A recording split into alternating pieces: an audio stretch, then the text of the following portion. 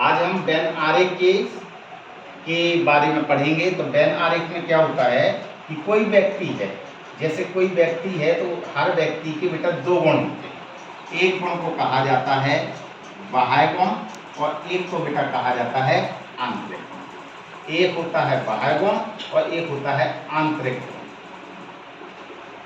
बाह्य गुण कौन कौन से होते हैं? बाह्य गुण का मतलब होता है कि जो बेटा आपने बेटा एक किसी भी दक्षता से अर्जित किए हो, जैसे बेटा आप डॉक्टर हैं, इंजीनियर हैं, अध्यापक हैं। मान लिया कि डॉक्टर हो गया, इंजीनियर हो गया, अध्यापक हो गया, और मान लिया कि आप मान लीजिए कि कोई भी क्या है, जैसे मान लीजिए कि सुनार है, सोने का काम करने वाला, जैसे मान लीजिए बढ़ई है, ठीक है, लोहे का काम करने वाला, ठीक है। तो कहने का तात्पर्य कि कोई भी अगर हमें बाह्य गुण दिया गया है तो कभी भी बेटा कोई भी दो बाह्य गुण किसी भी व्यक्ति के अंदर नहीं हो सकते। कोई भी दो बाह्य गुण कभी भी किसी भी व्यक्ति के अंदर में नहीं होंगे। यदि बेटा वो डॉक्टर है तो डॉक्टर के बाद वो ना तो इंजीनियर होगा ना ही अध्यापक होगा। कोई भी व्यक्ति एक से अधिक बाह्य गुणों को अर्जित नहीं कर सकता। दो से अधिक तो आपके बाह्य गुण हो ही नहीं सकते। क्या समझ में? किसी भी व्यक्ति के पास जो भी बाह्य गुण होगा वो केवल एक ही होगा। एक से अधिक कभी भी बाह्य गुण नहीं होगा। कभी भी वो व्यक्ति दो बाह्य गुण को अर्जित नहीं कर सकता। लेकिन आंतरिक गुण क्या होते हैं? आंतरिक गुण का मतलब होता है जो व्यक्ति ने जन्मजात से ही प्राप्त किया हुआ है। जैसे मान लीजिए कि वक्ता, कोई बेटा वो पढ़ा लिखा नहीं होता व्यक्ति, लेकिन वो बोलने में बहुत ही अच्छा बोलने वाला होता है, उसको हम वक्ता कहते हैं। कोई व्यक्ति का होता है उसकी लेख है बहुत अच्छी होती है, लेख में बहुत अच्छा होता है, ठीक है। तो वक्ता है, लेखक है और आपका दूरदर्शी। अगर बेटा ऐसा है कभी, और एक आपका बेटा धावक होता है यानी तेज दौड़ने वाला, तो बेटा ये क्या है कि आपने ये किसी भी व्यक्ति के जन्मजात ही गुण होते हैं। अगर बेटा वो वक्ता है तो वक्ता डॉक्टर भी हो सकता है, इंजीनियर भी हो सकता है, अध्यापक भी हो सकता है, इनमें से लेकिन कोई एक ही होगा। जैसे वक्ता है तो वक्ता से वो डॉक्टर भी हो सकता है। समझ में? तो कोई व्यक्ति एक आंतरिक गुण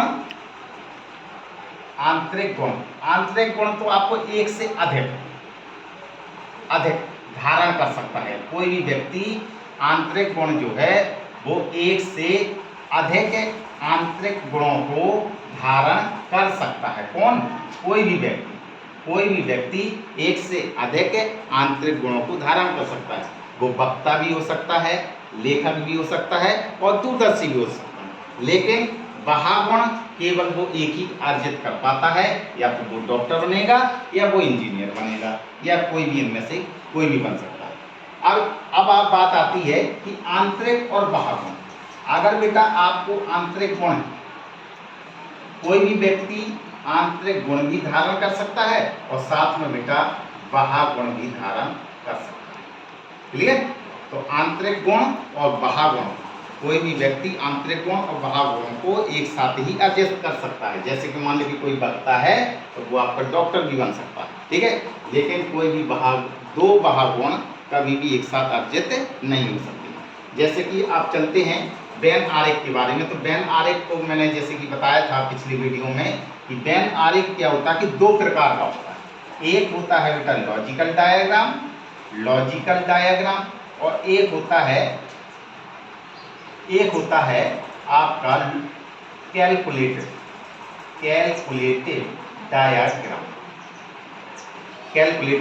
डायग्राम। जैसे कि मान लीजिए कि सपोर्टेड मैंने कैलकुलेटेड डायग्राम के अंतर्गत एक प्रश्न लिया और आपको मैंने दिया कि ये आपका ट्रायंगल बना हुआ है, त्रिभुज, और यहाँ पर बेटा आपका मान लीजिए कि वृत्त बना हुआ है, और यहाँ पर मान लीजिए कि ये आपका आयत बना हुआ है। चित्र आप लोग साफ बना सकते हैं। जैसे कि मान लीजिए कि यहाँ मैंने कहा कि त्रिभुज जौन है वो शिक्षित लोगों को दर्शाता है, और जो वृत्त है वो अशिक्षित लोगों को दर्शाता है, और आपका मान लीजिए कि जो आपका आयत बना हुआ है वो मान लीजिए पुलिस लोगों को दर्शाता है। पुलिस क्या है? पुलिस। अब जरूर नहीं कि यही जो लिखा है वही सत्य होता है। इन सवालों में जो लिखा मान लिया जाता है वही सही होता है। आपके दिमाग में चल रहा होगा कि पुलिस भी तो शिक्षित होता है। हाँ होता है, लेकिन शिक्षित और पुलिस में अंतर है, तभी तो इन्होंने यहाँ पे अलग अलग रखा है। जैसे मान लिया कि आपको एग्जाम्पल में दिया, यहाँ मैंने 3 मान लिया, ये 4 लिखा है, ये 5 लिखा और ये 6 लिखा है, ये मान लिया 7 लिखा है। अब आपसे बेटा अगर क्वेश्चन ए पूछ लिया जाए कि ऐसी संख्या बताइए, ऐसी संख्या बताइए जो, ऐसी संख्या बताइए जो पुलिस हो लेकिन अशिक्षित ना हो, अशिक्षित ना हो और शिक्षित, और शिक्षित।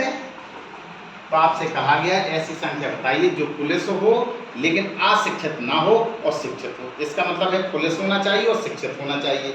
तो पुलिस का तो आपने बताया आयत है और शिक्षित का क्या बताया है? ट्रायंगल बताया है। तो इसमें और ट्रायंगल में देखिए कि कौन सी संख्या है जो कॉमन है। तो आप देख रहे होंगे कि ये आपकी जो 5 संख्या है ये दोनों में कॉमन है, तो वो संख्या कितनी हो जाएगी? 5। ऐसे ही बेटा आपसे अगर पूछ लिया जाए कि वो संख्या बताइए कि जो केवल अशिक्षित हो, वो संख्या बताइए जो केवल क्या हो बेटा? अशिक्षित हो। तो अशिक्षितों की अगर संख्या ज्ञात करनी है तो इसका मतलब है कि वो आपको चित्र कतई नहीं लेना है जो आपका शिक्षित का चित्र हो और जो आपका पुलिस का चित्र हो। जैसे मान लीजिए कि यहाँ पे मैंने 10 बोल दिया, क्या बोल दिया? 10। तो मैंने कहा ऐसी संख्या बताइए जो अशिक्षित हो, तो इसका मतलब है ना तो वो पुलिस है और ना वो शिक्षित है। तो ऐसे आप 2 चित्र देखेंगे कि जिनमें आपका पुलिस और शिक्षित लिखा है उनको हटा लीजिए और बाकी चित्र को देखिए कि जिसमें आपको अशिक्षित लिखा हो वही शब्द आपको ढूंढना। तो अशिक्षित में क्या लिखा हुआ है आपका? 10। तो ये संख्या कितनी हो गई है? 10। इस प्रकार से हम कैलकुलेटिव के अंतर्गत हम प्रश्नों को हल कर सकते हैं। Thank you.